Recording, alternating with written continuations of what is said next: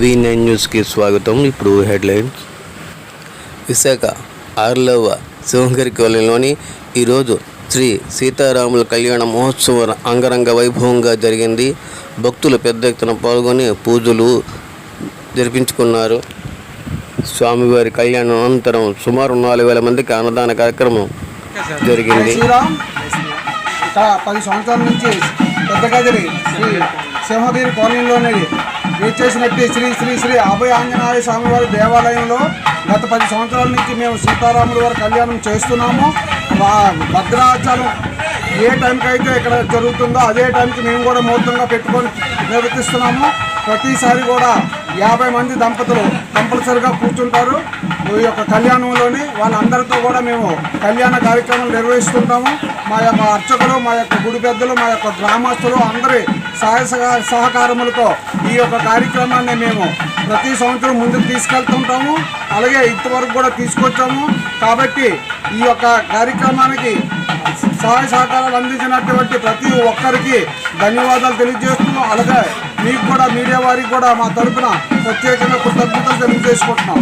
జై శ్రీ కాలనీలో గత 6-7 సంవత్సరాల నుండి కూడా రాముల వారి యొక్క కళ్యాణం నిర్విరామంగా కూడా ప్రతి ఏడు కూడా భక్తుల యొక్క సహాయ సహకారాలతో కమిటీ వారి సహాయ సహకారాలతో కూడా ఈ యొక్క రామ కళ్యాణాన్ని నిర్వహించడం జరుగుతుంది. అలాగే మన ఆంజనేయ స్వామి అభయ ఆంజనేయ స్వామి గుడి నిర్మాణం అయిన తర్వాత ఇక్కడ గ్రామస్తులు అందరూ కూడా సుఖ సంతోషాలతోనే ఆయురారోగ్యాలతో ఐశ్వర్యాలతో కూడా కొనుక్కోగుతున్నారు.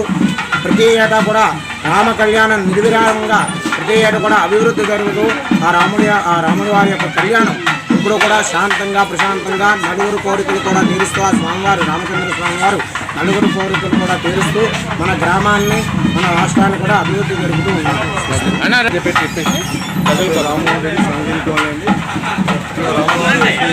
స్వామి ఆలయం స్థాపించి 6 సంవత్సరాలు జరుగుతుంది. ఇది భారీగా ప్రతి సంవత్సరం 7 కళ్యాణ మహోత్సవం జరుగుతుంది. అదేవిధంగా అన్నదానం కానీ ఏ కార్యక్రమం కమిటీ సభ్యులు బాగా భారీ ఎత్తున రాముల వారి కార్యక్రమం చేసి మీకు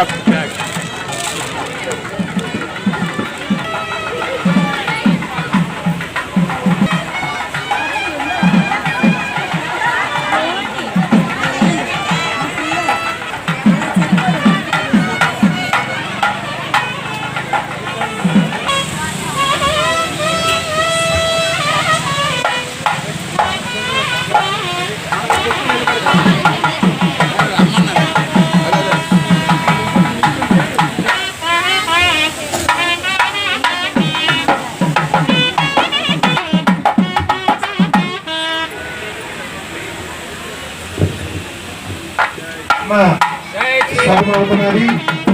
అందరూ చక్కగా చూడండి, అందరూ నమస్కారం చేయండి.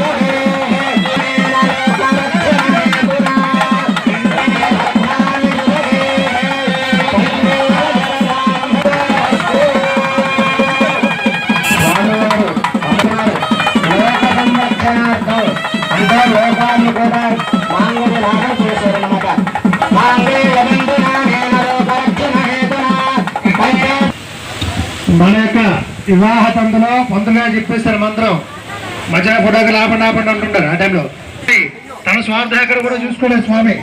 కార్యక్రమం మాత్రం మన స్వార్థం మనం చూసుకుంటాం మన వివాహ ప్రక్రియ.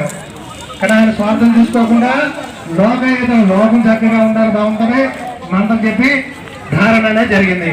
జై శ్రీరామ్, జై శ్రీరామ్.